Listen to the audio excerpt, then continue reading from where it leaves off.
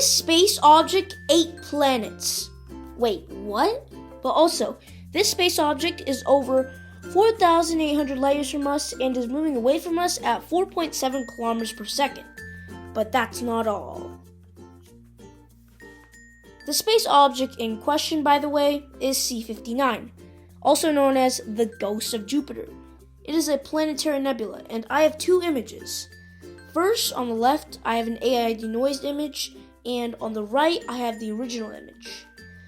Now, the difference is the original image preserves the full detail of the object that was captured, but it also brings a bunch of, noise, filler, all that.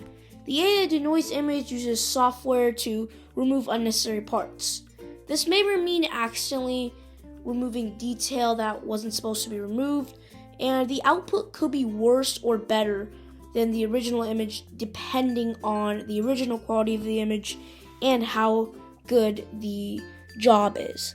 Currently, most of these AI denoised images from C-Star are pretty good, except for usually some weird stuff on the edges, but overall it's a really good image compared to the original image. Like, you can see more stars, the main object in the center, the planetary nebula, is brighter, and yeah, for a C-Star S50 telescope, this is a pretty good image. The stars in this image are also of all different colors and sizes, obviously.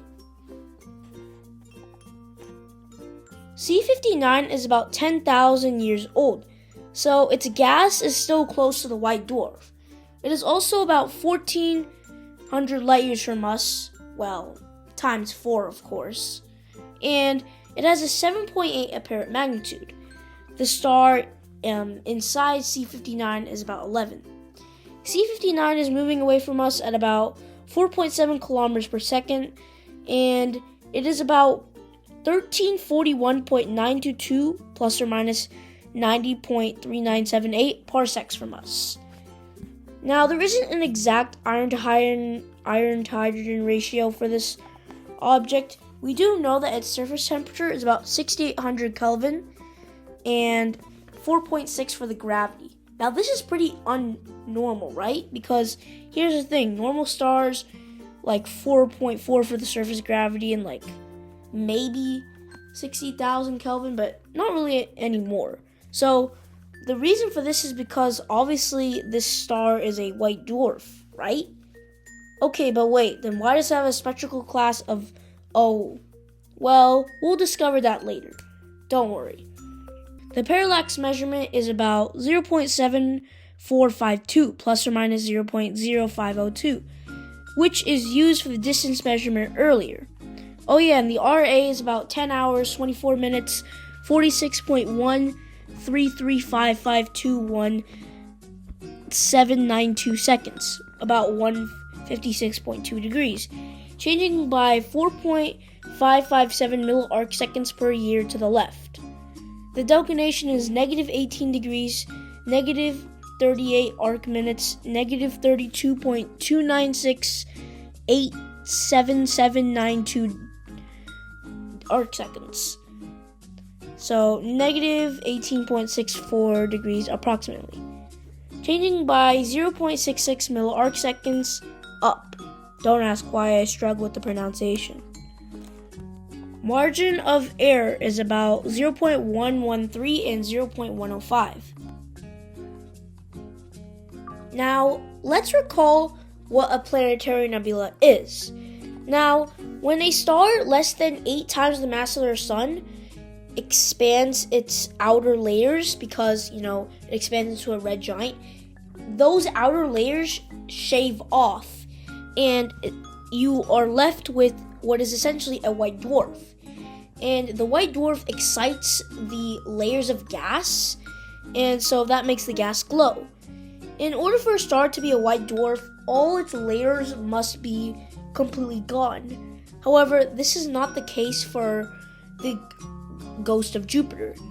For the Ghost of Jupiter, there is still a thin layer of hydrogen above the core, so the star is technically not a white dwarf yet, but come on, it's going to become a white dwarf very soon. But at that point, the gas might be a little too far away from the white dwarf for the white dwarf to be able to excite the gas, so see the object while you can. Of course, eventually, once the star does become a white dwarf, its spectral class will be a D spectral class instead of OH. By the way, the O is just because it's an O-type star, and then the H is just hydrogen-rich. The second mystery, though, is why does this object have so many interesting structures? For example, there's jet-like structures, blobs, arc-like structures, 3 rings, a halo, and a rim, and these structures all interact with each other and affect each other.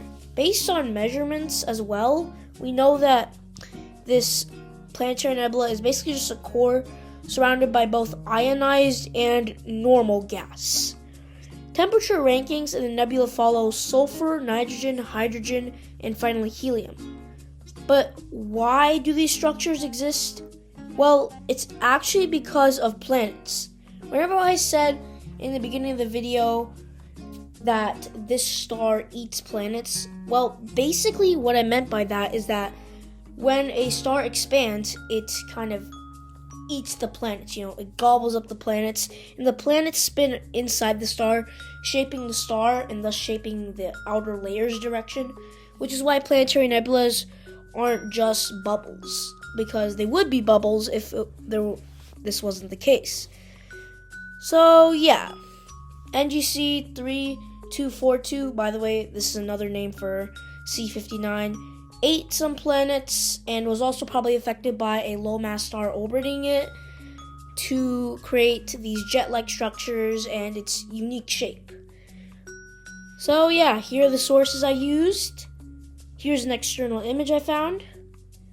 Oh, and to end this video off, no, the sun will not be a planetary nebula. Most likely not. It doesn't have enough energy to excite, the gas, which is needed for that glow.